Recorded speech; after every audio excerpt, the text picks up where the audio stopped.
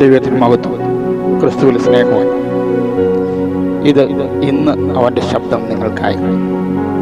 നീ ഹൃദാർത്ഥനാകും. 1 ശമൂവേൽ 26:25. അപ്പോൾ ശൗൽ ദാവീദിനോട്, എൻ്റെ മകനെ ദാവീദേ, നീ അനുഗ്രഹിക്കപ്പെട്ടവൻ, നീ കൃതാർത്ഥനാകും, നീ ജയം പ്രാപിക്കും എന്ന് പറഞ്ഞു. പിന്നെ ദാവീദ് തൻ്റെ വഴിക്ക് പോയി, ശൗലും തൻ്റെ സ്ഥലത്തേക്ക് മടങ്ങിപ്പോയി.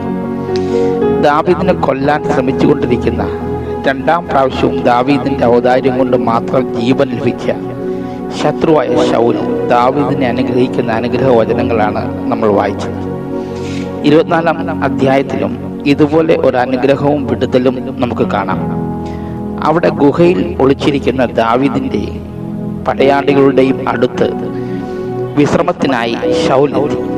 ഭൃത്യന്മാർ ശൗലിനെ കൊല്ലാനുള്ള സുവർണ അവസരം ഉപയോഗിക്കാൻ നിർദ്ദേശിച്ചു. എന്നാൽ ശൗൽ ദൈവത്താൽ അഭിഷിക്തനായതുകൊണ്ട് അവൻ്റെ മേൽവസ്ത്രത്തിൻ്റെ അഗ്രം മുറിച്ച് അയാൾ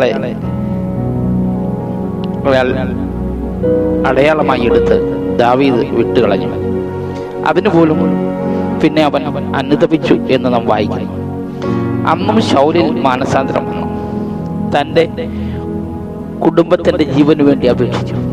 24ാം അധ്യായത്തിലെ അവസാന വാക്യത്തിലെ മാനസാന്തരം 25ാം അധ്യായത്തിൽ അവസരം കിട്ടിയപ്പോൾ തീർന്നു. വീണ്ടും 3000 പടയാളികളുമായി കൊണ്ട് ദാവീദിനെ വളഞ്ഞു. ഇത്തവണ രാജാവും പടയാളികളും കിടന്നുറങ്ങുമ്പോൾ രാജാവിൻ്റെ കുന്തവും വെള്ളവും വെക്കുന്ന കുടവും എടുത്ത് തെളിവാക്കി. നേരം വെളുത്തപ്പോൾ അടയാളം കാണിച്ചുകൊണ്ട് പ്രസ്താവന ഇറക്കി. ദൈവം പക്ഷെ ദാവീദിനെ രാജാവാക്കിയ വ്യക്തിയാണ്. ഒരു കാര്യം ശ്രദ്ധിക്കുക, നാം എടുക്കുന്ന തീരുമാനങ്ങൾ വിലപ്പെട്ടതാണ്. അത് നമ്മുടെ ജീവിതത്തെ മാറ്റിമറിക്കുന്നതാണ്. ചെറിയ ദൈനംദിന തീരുമാനങ്ങൾ പോലും ലോകത്തിൻ്റെ തീരുമാനം പോലെ ആയിരിക്കരുത് നമ്മളുടെ തീരുമാനം. ലോത്തിന്റെ തീരുമാനം അവനെ സോദോമിൽ കൊണ്ടെത്തിച്ചു.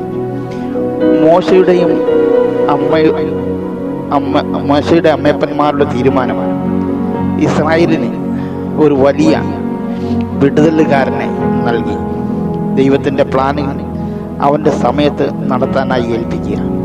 ദാവീദിനെ പോലെ തിരഞ്ഞെടുപ്പുകൾ ദൈവഹിതം നിറവേറ്റുവാനാകട്ടെ.